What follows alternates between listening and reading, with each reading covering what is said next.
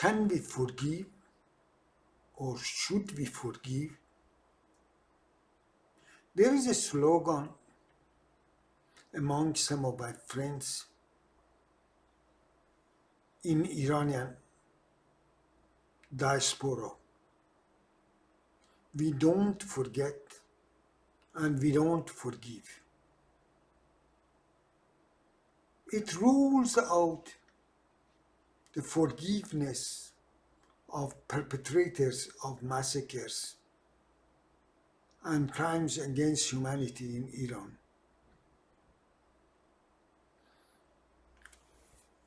The question is, should we abandon the whole idea of forgiveness? And what is the replacement if we don't forgive? There is a dilemma. When crimes like apartheid or genocide or war crimes happens, perpetrators are not only one or two or even 1,000 persons, millions of persons. There are some leaders, of course, that should be brought to justice, definitely. And there must be accountability. But what about millions of perpetrators who have been brainwashed or trained or because of subordination or the rules of army to oblige some of them to commit heinous crimes? Should we do the same thing that they did to us? This is the whole question of transitional justice. And we have also in our Farsi literature one piece by the great Iranian poet Sadi. Is a story of a beast that bit a farmer, and they took farmer home while suffering from excruciating pain.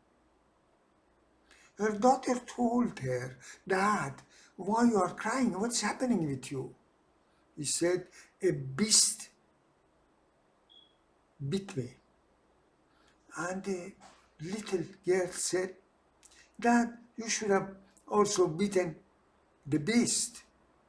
Father smiled, said, "My darling, I'm not a beast. I cannot do the same thing that the beast did to me."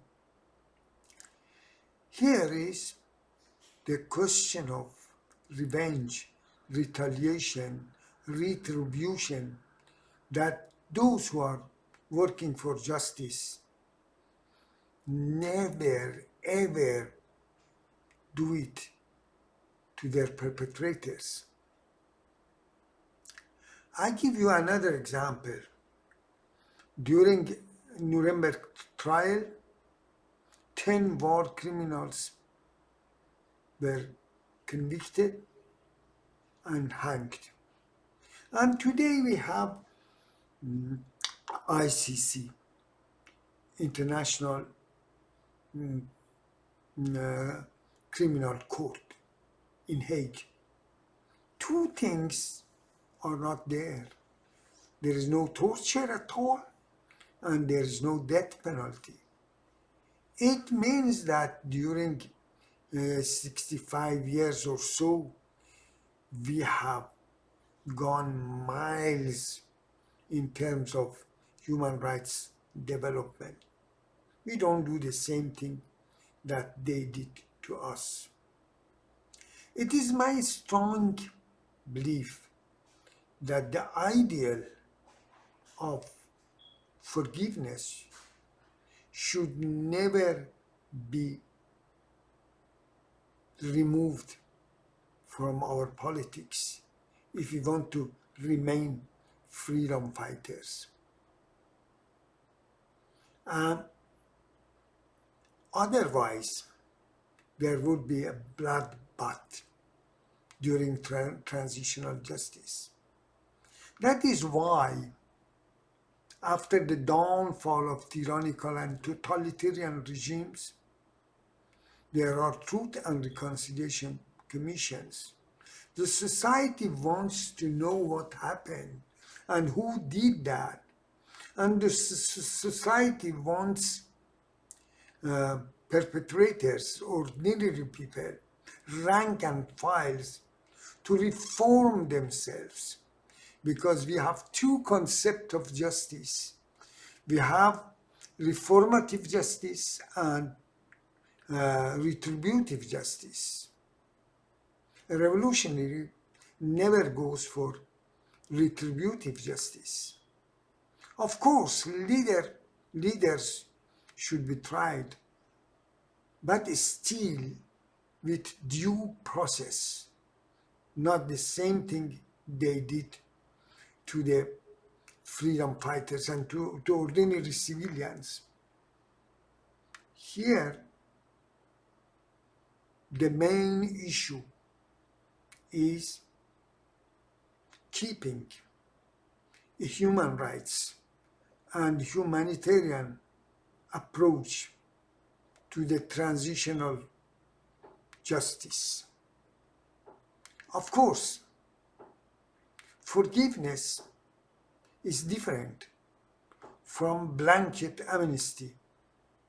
There must be accountability, and then society must make sure that those who are forgiven compensate for their past and don't perpetrate the same crime. They should reform themselves and prove it. And apart from that, they should accept penalty if there is any penalty. And also, forgiveness is not the right of ruling power, even if they come from democratic election. Forgiveness is the right of survivors, family of victims. They should forgive. But it is important that we develop a culture of forgiveness, a humanitarian culture of accountability. And we should never mistake forgiveness with impunity. Let them go. It is wrong. Don't let them go. They should be brought to to justice. They should be accountable. But as an ideal, forgiveness should not be totally forgotten. And leaders, those who are essential, should go through punishment, imprisonment, even life imprisonment. But the main issue is rank and files should be given some opportunity to reform themselves. Society should be resilient and open-minded. Otherwise, we entrap ourselves in a vicious circle of violence. So that is enough for today. All the best. And I think we need more discussion in this area.